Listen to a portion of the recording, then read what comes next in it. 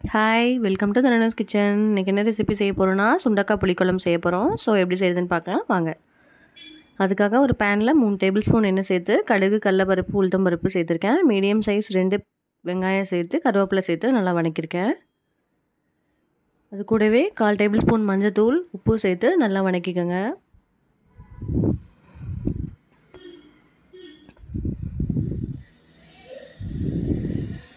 வெங்காயம் நல்லா பொன்னிறமாகிற வரைக்கும் வதக்கிட்டு அதுக்கப்புறம் நம்ம சுண்டக்காவை கழுவி 1-2 இடித்து வச்சுருக்கோம். அதை எடுத்து நம்ம ஆட் பண்ணிக்கலாம். ரொம்பவும் மசிக்க வேண்டாம், 1-2 இடித்தாவே போதும். அதை நல்லா எண்ணெயில் சேர்த்து வதக்கிட்டு ஒரு மீடியம் சைஸ் தக்காளி ஒன்று கட் பண்ணி எடுத்திருக்கேன். அதையும் சேர்த்து நல்லா வதக்கிக்கோங்க. இதுக்காக குழம்பு மிளகாத்தூள் ஒரு 1.25 டேபிள் ஸ்பூன் அளவுக்கு நான் சேர்த்துருக்கேன். காரத்துக்கு தகுந்த மாதிரி சேர்த்துருக்கேன். உங்களுக்கு இன்னும் காரம் வேணும்னா இன்னொரு 1/4 டேபிள் ஸ்பூனுக்கு இது சேர்த்துக்கலாம்.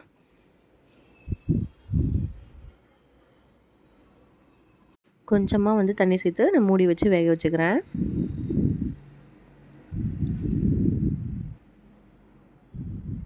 இப்போ பார்த்திங்கன்னா எண்ணெய் பிரிஞ்சு வந்திருக்கும். அடிக்கடி எடுத்து கிளறி விடுங்க, இல்லைன்னா அடி பிடிக்கும். ஏன்னா தண்ணி சேர்க்கல இல்லையா, அதனால். இப்போ பார்த்திங்கன்னா கொஞ்சம் ஓரளவுக்கு காய் வெந்து வந்திருக்கு. சின்னதாக லெமன் சைஸ் அளவுக்கு நான் புளி எடுத்திருக்கேன். நல்லா கரைச்சி எடுத்திருக்கேன். அது சின்ன கப்பில் 1 கப் அளவுக்கு எனக்கு வந்திருக்கு. நான் அதை சேர்த்து நல்லா கிளறி விட்டுக்கிறேன்.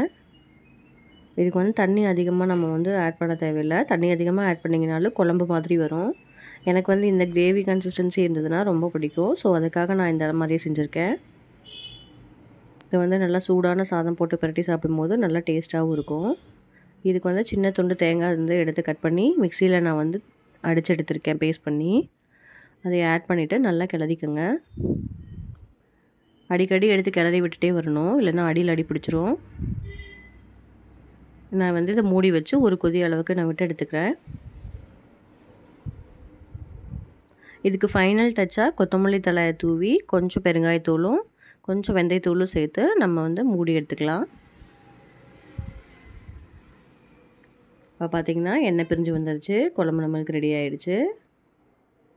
அவ்வளோதான். சூடான சாதம் வச்சு நம்ம போட்டு சாப்பிடும்போது செம்ம டேஸ்ட்டாகவும் இருக்கும். நான் இதுக்கு சைட் டிஷ்ஷாக சிப்ஸ் வச்சுருக்கேன். அப்புறம் குட்டி கருவாடு நான் ஃப்ரை பண்ணி எடுத்திருக்கேன். அதுவும் வச்சு சாப்பிட்டு போகிறேன். வாங்க சாப்பிட்லாம். இந்த போல் வீடியோஸ் வேணும்னா மறக்காமல் லைக் பண்ணுங்கள், கமெண்ட் பண்ணுங்கள், சப்ஸ்கிரைப் பண்ணுங்கள். இதை நீங்களும் வீட்டில் ட்ரை பண்ணி பார்த்துட்டு எனக்கு மறக்காமல் கமெண்ட்டில் சொல்லுங்கள். பாய்.